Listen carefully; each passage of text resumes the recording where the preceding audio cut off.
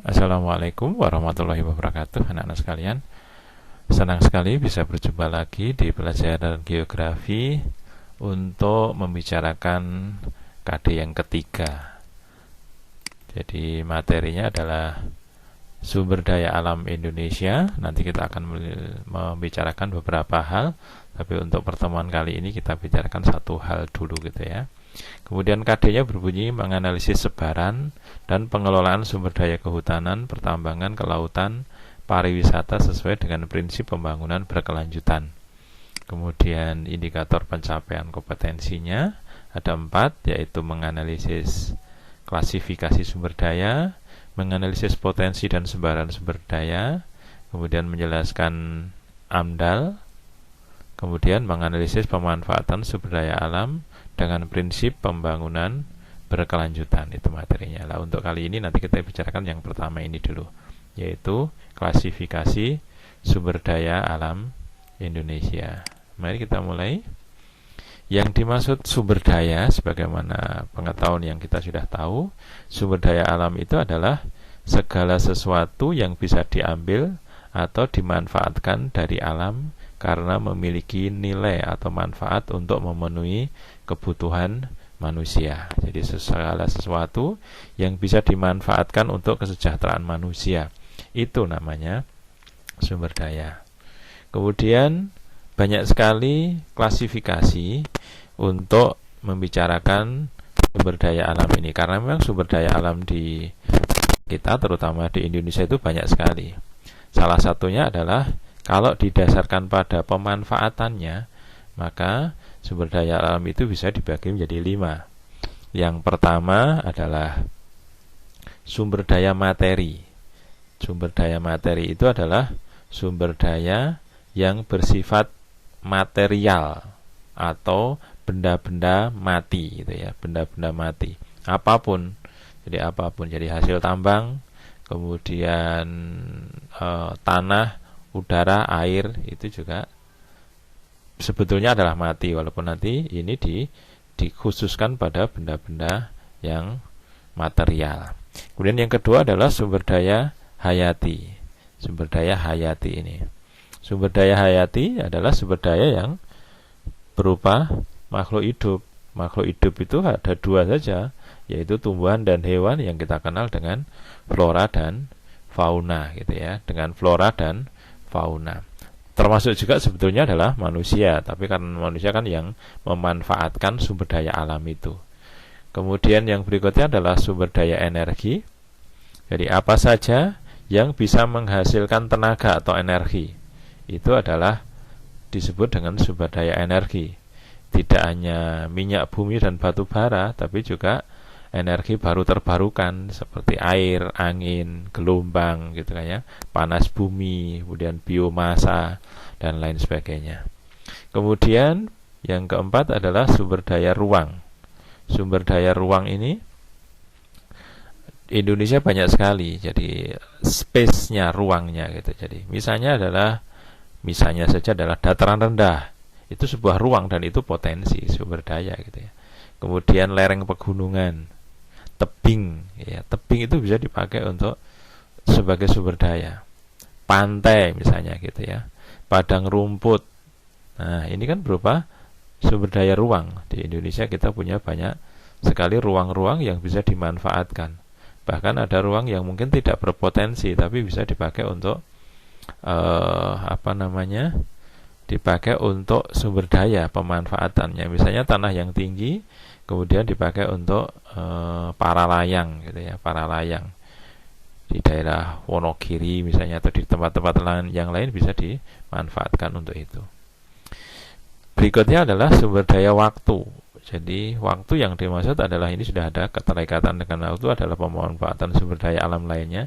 Jadi misalnya waktu yang dimaksud adalah rentangan waktu yang bisa dimanfaatkan oleh penduduk atau manusia dengan mengadaptasi waktu itu. Jadi misalnya adalah musim. Di Indonesia kan ada musim penghujan dan musim kemarau. Pada waktu musim penghujan, nanti yang memanfaatkan adalah petani-petani kita atau orang-orang yang hidupnya di bidang pertanian gitu ya. Itu pada musim hujan. Sedangkan musim kemarau nanti beda lagi. Nanti ada yang memanfaatkan di bidang beda lagi gitu. Itu di Indonesia. Mungkin di tempat-tempat lain ada musim panas, musim dingin gitu ya. Musim semi. Itu apa namanya? Disebut dengan sumber daya waktu. Nah, berikutnya adalah berdasarkan pembentukannya. Jadi berdasarkan pembentukannya, sumber daya alam itu dibagi menjadi dua, yaitu sumber daya alam yang bisa diperbarui dan sumber daya alam yang tidak bisa diperbarui. Yang tidak bisa diperbarui itu adalah sumber daya yang tadi berupa material-material yang tidak bisa diperbarui seperti tambang tadi. Sedangkan yang sumber daya yang bisa diperbarui itu adalah sumber daya hayati gitu ya. Nah, bagaimana dengan sumber daya ruang dan waktu ya, itu termasuk yang tidak bisa diperbarui. Kemudian berdasarkan sebarannya, ya, berdasarkan sebarannya dan potensinya, sumber daya alam di negara kita atau di dunia, sebetulnya kita bicarakan di Indonesia gitu ya, itu ada sumber daya kehutanan, sumber daya pertambangan, sumber daya kelautan, sumber daya pariwisata. Nanti sebetulnya ada sumber daya lain yaitu sumber daya budaya, sumber daya potensi keterampilan gitu ya. Itu bisa saja. Kehutanan, banyak sekali kehutanan itu. Jadi hutan itu manfaatnya kan banyak untuk klimatologis, untuk rekreasi, untuk penelitian, kemudian untuk menjaga kelestarian air dan lain sebagainya gitu ya. Kemudian kalau sumber daya pertambangan kita sudah ngerti, semua hasil tambang itu potensinya luar biasa dan bahkan menjadi andalan utama APBN kita. Kemudian yang juga tidak kalah pentingnya sebenarnya sumber daya kelautan yang selama ini masih di nomor 2 kan gitu ya, nomor 2 kan. Artinya sumber daya laut kita yang sungguh luar biasa ini belum banyak dieksploitasi untuk kepentingan pembangunan kita. Kemudian yang sekarang ini juga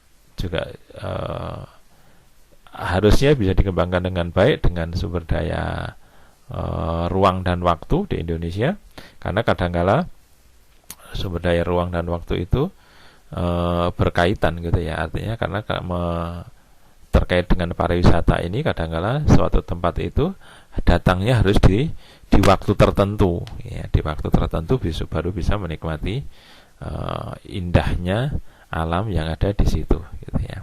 Di pariwisata sangat luar biasa, pariwisata baik dalam bentuk alam maupun pariwisata dalam bentuk budaya dan keterampilan-keterampilan yang lain.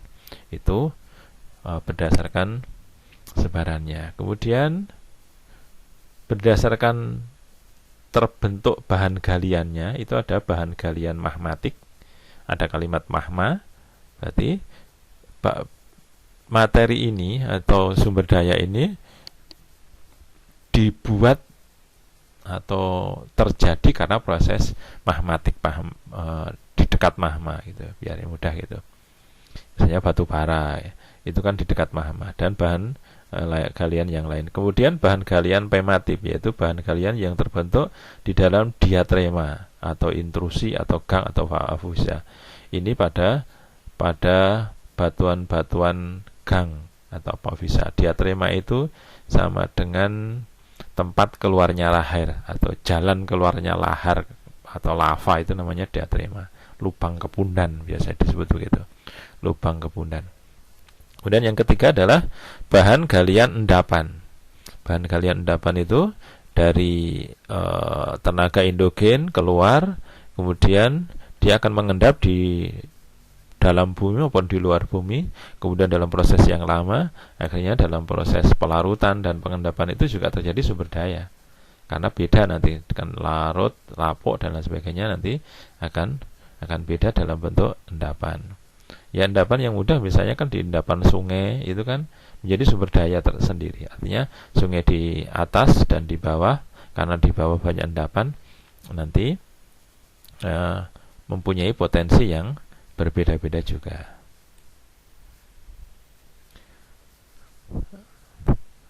Yang keempat adalah bahan galian pengayaan sekunder.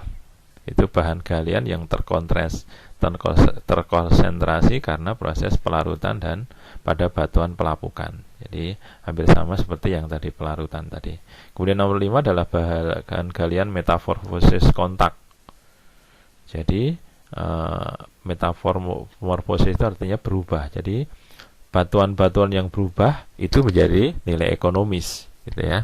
Contohnya berlian, kemudian topas, kemudian oke, yang paling mudah adalah baju ake, itu kan mempunyai batuan-batuan metamorfosis yang sangat ekonomis sebagai sumber daya. Kemudian bahan galian hidrotermal, yaitu resapan magma cair yang di celah-celahnya membuat struktur lapisan bumi. Ini biasanya di minyak bumi, di atasnya ada gas, kemudian ini adalah bagian hidrotermal. Klasifikasi berikutnya adalah menurut pemerintah di dalam Undang-Undang Nomor 11 Tahun 76 tentang pertambangan. Jadi ini biasanya yang banyak dipakai oleh pemerintah, yaitu sumber daya alam itu ada golongan A, B, dan C. Golongan A itu adalah bahan galian yang strategis. Strategis itu maksudnya adalah terkait dengan pertahanan dan keamanan negara. Di situ ada minyak, batu bara, kemudian tembaga, minyak dan nikel, gitu ya. Jadi minyak itu kan mempengaruhi stabilitas negara. Di negara-negara Timur Tengah itu kan banyak dijajah itu karena banyak minyak, kemudian menjadi konflik politik, gitu ya. Itu karena minyak. Batu bara, kemudian timah putih, besi, dan nikel, gitu ya. Kemudian yang kedua adalah golongan B. Golongan B ini. Golongan B itu adalah bahan galian vital. Artinya terkait dengan ekonomi sebuah negara, memenuhi hajat hidup orang banyak. Contohnya ada emas, perak, magnesium, seng, wolfram, batu permata, dan lain-lain sebagainya. Itu golongan B. Sedangkan golongan C yang bukan dua-duanya. Jadi bahan galian bebas, gitu ya. Bukan strategis, bukan vital, gitu ya. Misalnya batu pasir, kemudian pasir sendiri, kemudian ada bahan galian-galian yang lain. Menurut Undang-Undang Lingkungan Nomor 4 Tahun 82, sumber daya itu dibagi jadi 4. Sumber daya manusia, sumber daya alam hayati, sumber daya alam non hayati, dan sumber daya buatan. Jadi di sini manusia termasuk sumber daya. Karena memang manusia sebetulnya sumber daya yang paling penting sebagai subjek dari proses pemberdayaan sumber daya itu. Kemudian hayati seperti tadi, non hayati yang hidup, non hayati. Kemudian ada sumber daya buatan. Sumber daya buatan itu sumber daya baru terbarukan. Jadi karena penelitian-penelitian yang ada, nanti ada sumber daya baru.